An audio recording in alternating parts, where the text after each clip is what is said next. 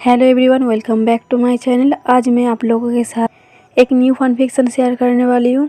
Fun fiction का title name है mystery of after life. Story को मैंने अनटेम की बात से शुरू करूँगी। स्टोरी हिस्टोरियल प्लस मॉडर्न है। मैंने पहली बार हिस्टोरियल स्टोरी लिखने की कोशिश की है। सच कहूँ तो मुझे हिस्टोरियल के बारे में ज़्यादा नॉलेज नहीं है, फिर भी मैंने अलग सोचने की कोशिश की है। कुछ गलती हो जाए तो प्लीज़ माफ़ कर देना और मेरे लिए थोड़ा एडजस्ट कर लेना, क्योंकि इस स्टोरी को लिखने के लिए मैंने बहुत दिमाग खर्च की है।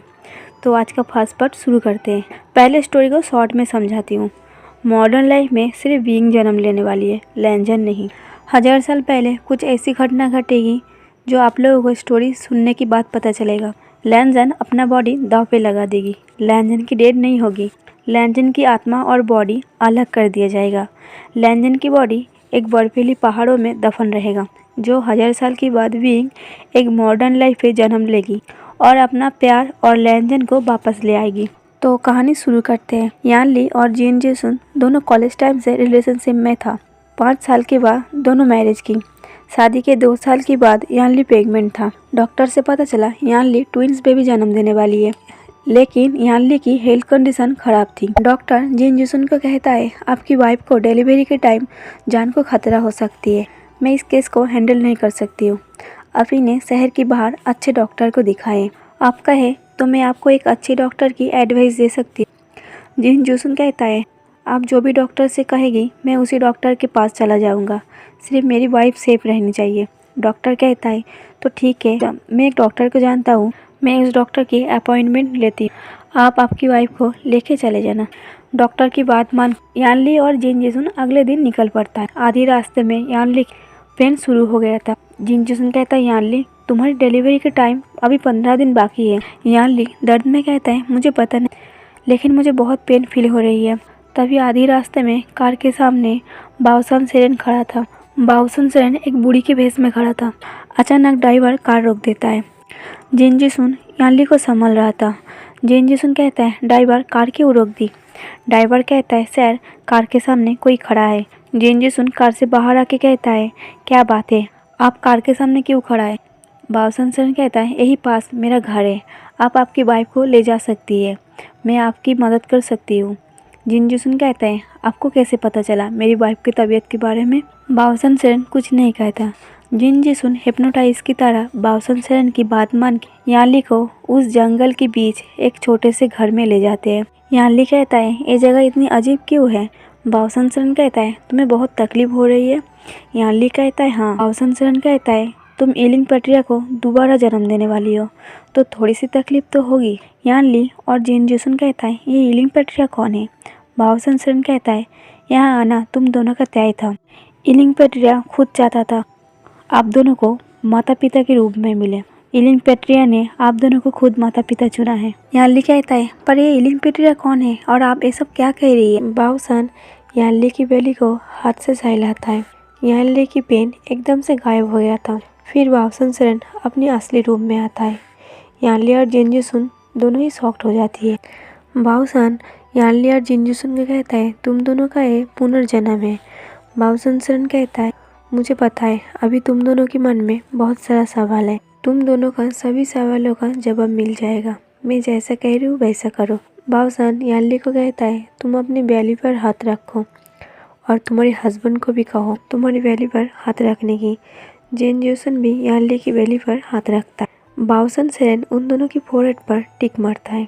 बाओसन सेरेन की टिक मारते ही उन दोनों का फोरहेड एक रोशनी की तरह चमक रही थी। यान ली और जिन जेसुन को अगले जन्म की सारी बातें धीरे धीरे याद आने लगी थी। विंग जियन चैन वो दोनों यान ली की भाई था। कैसे विंग ईलिंग प्रक्रिया बनी, कैसे जिन जेसुन की डेड हुई थी और कैसे यान ली की भी डेड हुई थी। सब कुछ याद आने के बाद यान ली कहता है, ईलिंग प्रक्रिया मेरी भाई था विंग। बाओसन सेरेन कहता है, तुम दोनों का अगले जन्म की बातें उतने ही याद आया जब तक तुम दोनों जिंदा थे। तुम दोनों की डेथ के बाद विंग और हैंगमन जून बहुत सारे मुसीबतों का सामना किया था और ये इच्छा उसी का ही था। उसकी जन्म से पहले उसके पेरेंट्स को सब कुछ पता होना चाहिए, आखिर वो कौन है और वो किसे जन्म देने वाली है। बाओसन सेरेन कहता है, तुम दोनों को इस समय अगले जन्म की बातें याद दिलाना बहुत ज़रूरी था। यानली कहता है, पर मेरे भाई की मौत कैसे हुई थी? वाव सनसन कहता है, इस बात का राज तुम्हारे बड़े बेटे विंग, जो अगले जन्म की इलिंग पेट्रिया है, वही खोल सकती है। इतना कहने के बाद वाव सनसन धुएं की तरह गुम हो जाती है। 10 दिन के बाद यानली ने ट्विंस बेबी को जन्म दिया था। विंग की उम्र 5 साल हो गई थी तो विंग को आत्मा देखने लगी। पहले पहले विंग डर के मारे रो पड़ता था। फिर विंग जैसे धीरे धीरे बड़े होने लगे, उसे इस चीज़ का आदत पड़ गई। विंग के आसपास हमेशा तितलियाँ घूमती थी। विंग हमेशा तितलियों के साथ खेलती थी। विंग जब 18 साल हो गया था, विंग के सपनों में पहली बार कोई पर्सन विंग के नाम लेके बुला रही थी। लेकिन विंग को उस पर्सन का चेहरा धुंधला सा नजर आता था। लेकिन धीरे धीरे उस पर्सन का सपना देखना विंग के लिए आम बात हो गई थी। अब तो विंग सपनों में खुद को देखने लगी, ब्लैक कपड़ों में, लंबे बालों के साथ। अब विंग 21 ईयर्स की हो चुकी थी। अगले दिन विंग की बर्थडे था। जिस दिन विंग की 21 ईयर्स कंप्लीट होने वाली थी, विंग कॉलेज से घर आ रही थी। आधे रास्ते में विंग को कुछ आत्माओं ने घेर लिया था। विंग को उन आत्माओं से लड़ना पहली बार मुश्किल लग रहा था। विंग टेंशन में आके अचानक विंग सीढ़ियाँ बजाने लगी। विंग को खुद पता नहीं था उसकी सीढ़ियाँ मारने से और आत्मा बाहर आ जाएगी। विंग सोचता है, ये मैंने क्या कर दिया? आत्मा को भगाने की बजाय मैंने और आत्माओं को बुला लिया। मुझे नहीं पता था मेरी सीटी मारने से और आत्मा बाहर आ सकती है। लेकिन वो आत्मा विंग को पकड़कर कहीं और ले गया था। विंग को एक जगह पर छोड़ दिया था। विंग को छोड़ने के बाद वो आत्माएं अपने आप वापस चले गए थे। विंग हैरान था, आखिर उसके साथ हो क्या रहा है। वो जगह विंग को अजीब लगा। वो जगह गवर्नमेंट की प्रॉपर्टी हो चुकी थी। विंग एक इंसान को पूछता है, ये कौन सी जगह है और यहाँ लोग इतना कम क्यों है? वहाँ गिने चुने 20-25 लोग था। वो इंसान कहता है, ये लैंड क्लन है, ये जगह शापित है। विंग कहता है, शापित मतलब? वो इंसान कहता है, इस जगह पर जहाँ भी जाओ कुछ भी नहीं होता। लेकिन इसी के पास जिनचे में 1000 साल पहले 2 कपल रहता था। उस जगह पर आज तक किसी ने अपना कदम भी नहीं रख पाया। विंग कहता है, पर क्यों? और आपको ये सब किसने कहा? वो इंसान कहता है, सालों से हम ये स्टोरी सुनते आ रही है और ये जगह शापित क्यों है ये तो मुझे भी नहीं पता। विंग कहता है, पर उस घर के अंदर है क्या? वो इंसान कहता है, पता नहीं, गवर्नमेंट डिपार्टमेंट ने बहुत कोशिश की उसके अंदर जाने की, लेकिन नाकामयाब निकली। यहाँ तक लैंड क्लन में जितने भी रूम है, लाइब्रेरी है, जितने भी एरिया है, उसे तोड़ने की कोशिश की, यहाँ कुछ बनाने की, लेकिन वो भी नहीं कर पाई। लैंड क्लन में यहाँ लोग आ सकती है, घूम सकती है, पढ़ सकती है, लेकिन हक नहीं जमा सकती। विंग सोचता है, क्या मेरा इस लैंड क्लन से कोई कनेक्शन है? वो सारे आत्मा मुझे यहाँ क्यों ले आए? क्या जिनछे में आत्मा है?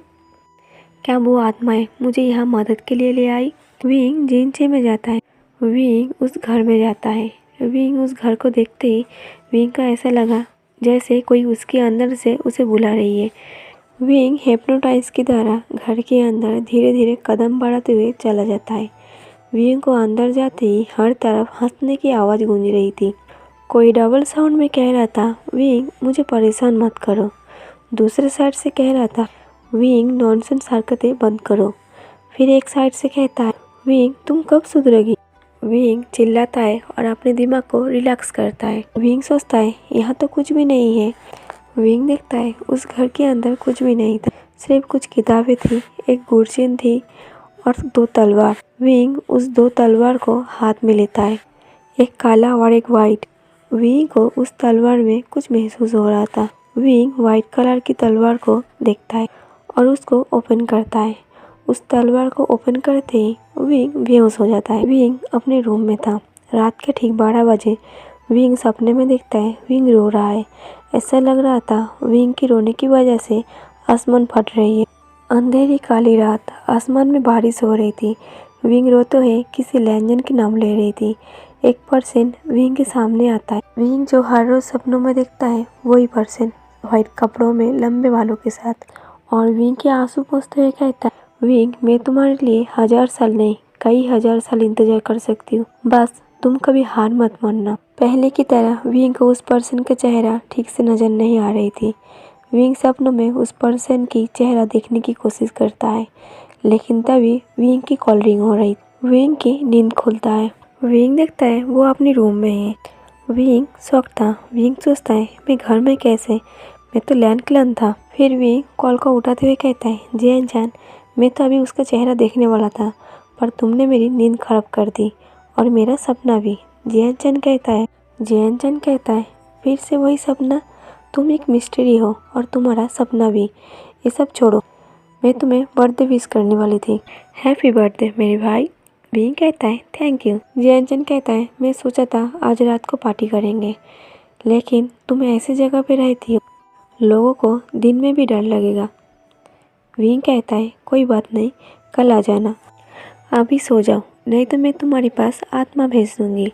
जियान कहता है विंग मुझे डराओ मत। विंग कहता है एक आत्मा भेज रही हूँ जो तुम्हारी मॉम बन के तुम्हें लोरी गा के सुला देगी। जियान नॉनसेंस कह के कॉल कट कर देता है।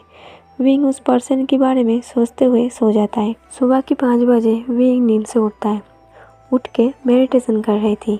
विंग जिस एरिया में रहता था उस एरिया का नेचर बहुत ही ब्यूटीफुल था। कोल्ड मौसम, सुबह की 5 बजे हर तरफ कोहरा से भरा हुआ था, और जब विंग मेडिटेशन कर रही थी तब तितलियाँ विंग के आसपास मंडरा रही थी। विंग जब भी मेडिटेशन करती थी, विंग को अपने पास किसी का एहसास होता था। मेडिटेशन के बाद जब विंग आँख खोलता है, विंग देखता है उसके सामने कुछ फ्रूट है और किसी ने लिखा है जन्मदिन की ढेर सारी शुभकामनाएं। विंग जैसे ही उस फ्रूट को हाथ में लेता है, विंग को कुछ धुंधला सा यादें आने लगी। कुछ यादें विंग को खींच रही थी। फिर सडनली विंग को एक म्यूजिक सुनाई दे रही थी। विंग को वो म्यूजिक जाना पहचाना सा लग रहा था। विंग उस म्यूजिक को टारगेट करके चल के जा रहा था, लेकिन विंग को कुछ नहीं मिला। विंग हैरान था। विंग सोचता है आज तक मैं हर तरह की आत्माओं से मिल चुकी हूँ, अच्छे बुरे, लेकिन ये कौन सी आत्मा है जो मुझे दिखाई नहीं दी और कल से मेरे साथ कुछ अजीब हो रही है। आज तक मैं आत्माओं को कंट्रोल कर रही थी, लेकिन कल आत्माओं ने मुझे कंट्रोल किया। ऐसी कोई आत्मा नहीं है जो मुझे दिखाई ना दे। विंग सोच में डूबा था। तभी कोई पीछे से आके विंग के कंधे पर हाथ मारता है। विंग डरते हुए चिल्लाता है और उस पर्सन की तरफ मुड़ता है। सामने जियान चैन था। जियान चैन को देखते ही विंग अपने चेस्ट पर हाथ रख के कहता है जियान चैन, तुमने तो मुझे डरा ही दिया। जियान चैन कहता है रियली, तुम्हें डर भी लगता है? मुझे लगा तुम्हें सिर्फ लोगों को डराना आता है। विंग जियान चैन के कंधे पकड़कर चल के घर की तरफ जा रहा था। विंग कहता है मेरे भाई, मैं क्यों डर गया था तुम्हें पता है? जियान कहता है कि विंग कहता है मैं खड़े खड़े एक सपना देख रही थी। जियान कहता है वो तो तुम हमेशा से देखती हो। विंग कहता है नहीं, आज का सपना थोड़ा अलग है। आज मैं देख रहा था तुम्हें इस जंगल में कोई पकड़ रही है, वो भी खाने के लिए, इसलिए मैं डर गया था। जियान विंग की तरफ देखता है और आंखें रोल करते हुए कहता है नॉनसेंस। विंग कहता है वैसे जन्मदिन तो तुम्हारी भी है। जियान कहता है हाँ, पर तुमने अभी तक विश नहीं किया। विंग कहता है वो तो तुम्हें चिढ़ाने के लिए। जियान कहता है थोड़ा शर्म करो, मैं तुम्हारा छोटा भाई हूँ। विंग कहता है ओह प्लीज़, सिर्फ 5 मिनट के छोटे भाई हो तुम। अब विंग अपने रूम में आता है। विंग देखता है रूम में जियान बैनिंग और नीहुई सन सभी लोग विंग की वेट कर रही है। विंग कहता है तुम सब सुबह सुबह यहाँ क्या कर रही हो? जियान कहता है इन तीनों ने हम दोनों की बर्थडे मनाने के लिए आई है, लेकिन तुम रूम में नहीं थी। विंग कहता है पर सुबह बर्थडे कौन मनाता है? नीहुई सन कहता है विंग ऐसे सुनसान जगह पर कौन रहता है? ऊपर से तुम रात को आत्मा के साथ बात करती हो, तुम्हें हर टाइम आत्मा दिखाई देता है। आज संडे है, नहीं तो हम सब कॉलेज में ही तुम्हारी बर्थडे सेलिब्रेट करते हैं। वैनिंग कहता है ये जगह खूबसूरत है, सिर्फ आसपास किसी का घर नहीं है। ऊपर से विंग तुम आत्माओं के साथ बात करती रहती हो, इसलिए ये जगह और ये घर डरावना लगता है। तभी विंडो से ठंडी हवा बह रहा था। विंग एक आर्ट करके कपड़ा ढक के रखी थी। हवा की वजह से वो आर्ट से कपड़ा हट जाता है। सीजन की नज़र उस आर्ट पर पड़ता है। सीजन कहता है विंग ये क्या है? सीजन उस आर्ट को देख के सोच में पड़ जाता है। विंग कहता है क्या हुआ? सीजन कहता है इस आर्ट में तुम हो ना? विंग कहता है हाँ। तभी सब लोग उस आर्ट के पास आता है। निये उस आर्ट को देख के हंसने लगता है और कहता है, तुम ये क्या पहनी हो? ब्लैक लॉन्ग कपड़े और लंबे बाल, और ये वाइट कपड़ों में कौन है? उसका चेहरा धुंधला क्यों है? सिर्फ आंखें समझ में आ रही है। विंग कहता है, मैं सपनों में खुद को ऐसे देखती हूँ और हर रोज़ वो मेरे सपनों में आता है। वो यही है। मुझे उसका चेहरा आज तक दिखाई नहीं दी, सिर्फ उसकी आंखें दिखाई दी, पर उसकी आंखें बहुत कुछ कहती है। शी चैन उस वाइट कपड़े वाली पर्सन को देखते ही रहता है। सीजन के कान में ऐसा महसूस हुआ जैसे उसे कोई भैया कहा। सीजन जोर से कहता है, कौन? सभी लोग सीजन की तरफ देखता है। सीजन सबकी तरफ देखता है। जियानचन कहता है, तुम्हें क्या हुआ? सीजन कहता है, मुझे ऐसे लगा मुझे किसी ने भैया कहा। जियानचन कहता है, तुम्हारा वहम होगा। वेनिंग हंसते हुए कहता है, विंग की कोई पाला हुआ आत्मा होगा। विंग कहता है, अब बस भी करो। बर्थडे सेलिब्रेट करने के बाद अब इवनिंग का समय था। सभी लोग घर जा रहा था। जियानचन कहता है, विंग अपना ख्याल रखना और मॉम डैड को ज़रूर कॉल करना। अब रात का समय था। विंग उस आर्ट में जो आंखें थी उस आंखें को देखते देखते सो गया था। आधी रात को विंग का एहसास होता है कोई उसके पास सोया हुआ है। वो पर्सन विंग के आईब्रो और आईलैश के साथ खेल रही थी। विंग अपना आँख खोलने की कोशिश करता है पर खोल नहीं पाता। फिर वो पर्सन विंग के ऊपर आ जाता है। विंग की फिंगर की मिडिल से उस पर्सन ने अपनी फिंगर से हाथ को गैप कर दिया था। विंग को रोक रही थी। विंग को महसूस हो रहा था कोई उसकी लिप को बाइट कर रही है। विंग की लिप पर जानबूझ के एक बाइट मार्क बना देता है। विंग सोचता है, ये कौन है? एक हैंग्री बीच की तरह मेरे लिप को बाइट कर रही है। विंग के ऊपर उस पर्सन का होना विंग को अच्छा लग रहा था। काफ़ी टाइम किस करने के बाद विंग को सांस लेने में प्रॉब्लम हो रही थी। तब जाके वो पर्सन विंग को छोड़ता है। विंग अपना आंखें खोलता है, देखता है उसके पास तो कोई भी नहीं है। विंग उस पल को महसूस करने लगता है और सोचता है शायद उसने सपना देखा है। विंग को उस पर्सन का किस करना याद करके स्माइल कर रही थी। विंग को खुद पता नहीं वो स्माइल कर रही थी। अचानक विंग की फिंगर उस बाइट मार्क पर जाता है। उस मार्क पर फिंगर से टच होने की वजह से विंग के मुंह से निकल जाता है। विंग अपनी फिंगर को देखता है, उसमें खून लगा हुआ था। विंग जल्दी से मीनार में जाके अपना फेस देखता है। विंग देखता है उसके लिप में कट है और उसमें खून लगा हुआ है। विंग सोचता है, क्या सपनों में कोई मुझे रियल में काट सकता है? अगर ये सपना नहीं तो वो पर्सन इतना जल्दी यहाँ से कैसे गया? और कोई आत्मा मेरे साथ सेक्स नहीं कर सकता, क्योंकि मैं अपनी बॉडी को तलिस्मान से लॉक करके सोती हूँ ताकि कोई भी आत्मा सोते हुए मुझे परेशान ना करे। विंग के मन में कई सारा सवाल था। तो गाइस, आज का स्टोरी यहीं पर ख़त्म करते हैं। फास्ट पार्ट कैसा लगा कमेंट करके ज़रूर बताना, लाइक और शेयर कर देना, और जो लोग अभी तक मेरे चैनल को सब्सक्राइब नहीं किया है प्लीज़ सब्सक्राइब कर लेना। Thank you for watching and bye bye.